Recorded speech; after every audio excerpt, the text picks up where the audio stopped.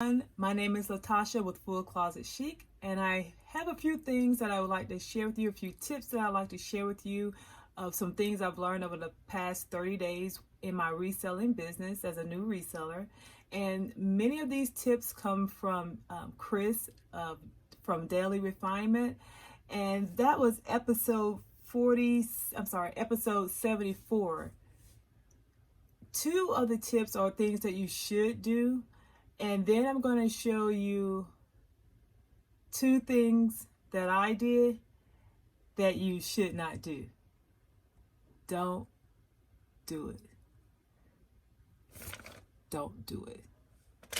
You'll lose a lot of time if you do these things the way that I did it, and it's because I got lazy. So for all you new resellers out there, don't get lazy when it comes to your inventory. So today on Full Closet Chic, I will be discussing why we want to plan a inventory system where we can find things easily. And Chris goes over these things in his episode 74. And on that episode, Chris has with him Luke from Endless Entrepreneur, I believe. And they both are collaborating on storage ideas and tips. So first, I'm going to give you a brief look at what Chris's inventory looks like, and then I'm going to give you some live footage on what mine look like. It works for now, but I do need to clean it up like Chris says to do. So this is a brief glimpse of what Chris's inventory system looks like. And it's in alphabetical order, as you can see that. So he's used storage totes for his items. And I thought that was awesome, and I wanted to duplicate that also. So I'm going to share with you what I've done to replicate what Chris has here. So now we're in the area where I store my inventory, and I'm going to show you why I said I got lazy on some things, and these are things that you don't want to do. So if you look at my storage totes, I remember when I only had one, so it's kind of cool to have more inventory and selling more. So as you see, I started with A1 through 15, and then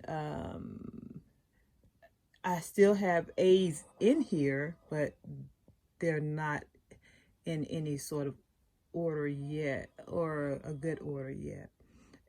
So these are the things I'm telling you that you should not do also.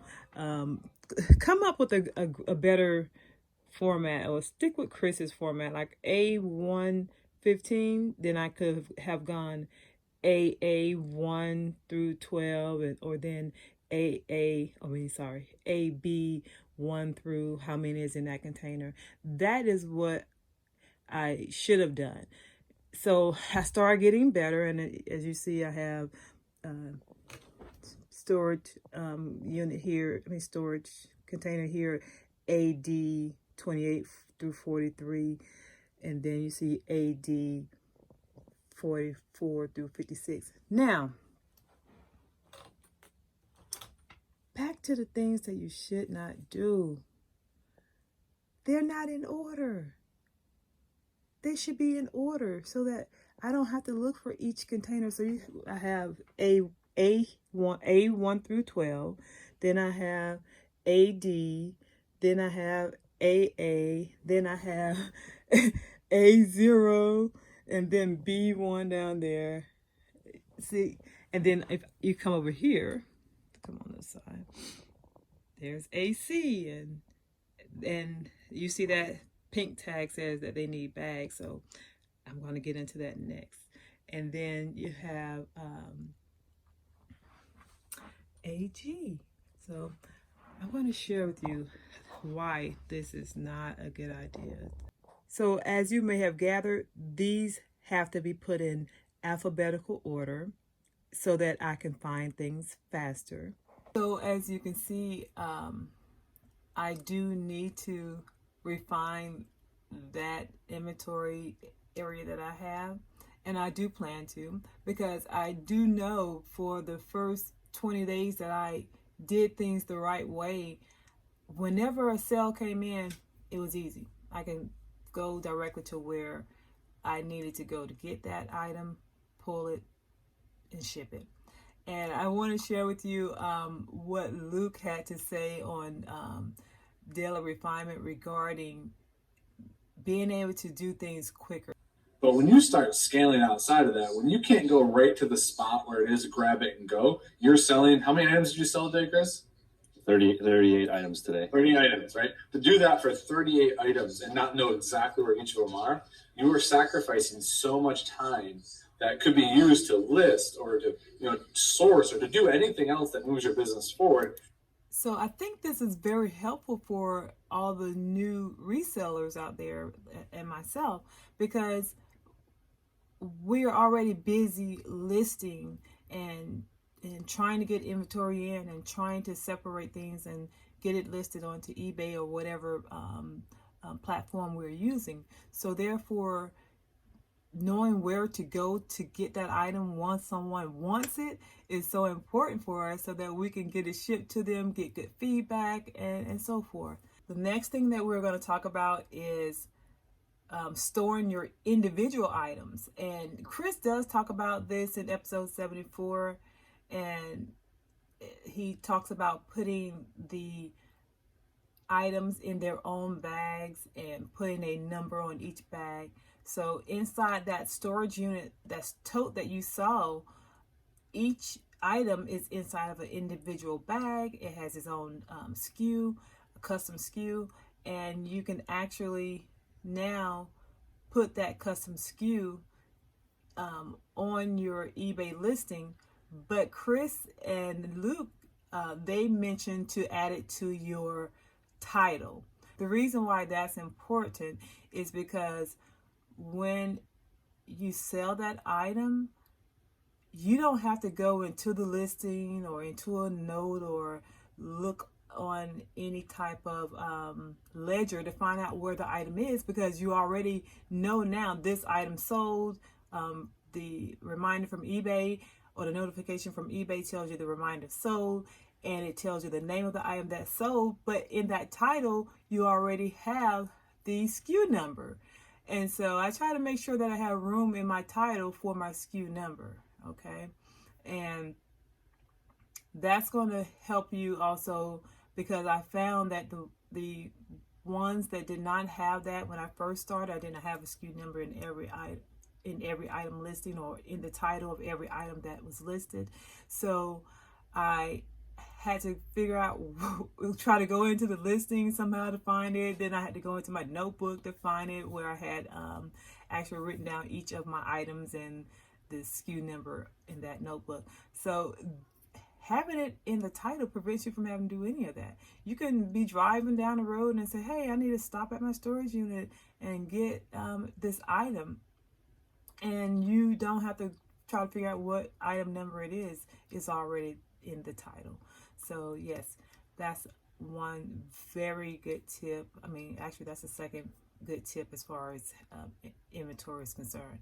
Now, I mentioned that there was something that you should not do. And I really, really mean it. Don't do this. You regret it. So here we go. I'm going to share with you two of my containers that I have prepared already. I mean, one actually is prepared, and then the one that I don't want you to duplicate, I'm going to show you why. Okay. So these are in their own individual bags. As you can see, they have numbers. Hey, I was taping each one of these bags, and I just felt that was a waste of my time. So I stopped taping them. I just put them in the bag, push the air out of them, stick them in the bin, but they all are numbered. See, number 28, 29, 30, 31.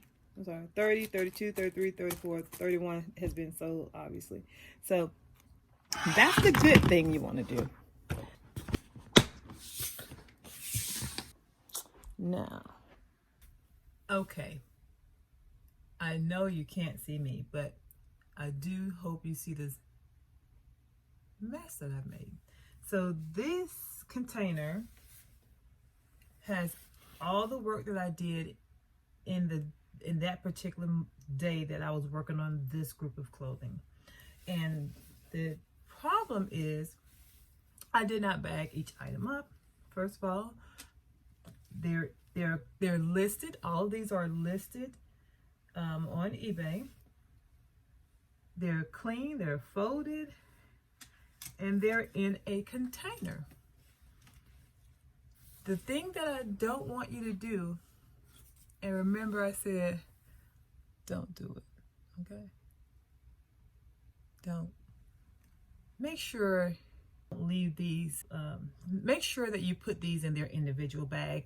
Put the number on them. Put the number on the container. This container has no number. Everything inside of it is not numbered. Matter of fact, I actually set a couple of pieces on here that don't even belong with this group of work that I have here. And it made me have to look for my item whenever it's sold. Okay, so I was working, I was busting my butt, so it made sense to me at the time. But look, nothing has a bag. Really, it makes you work more.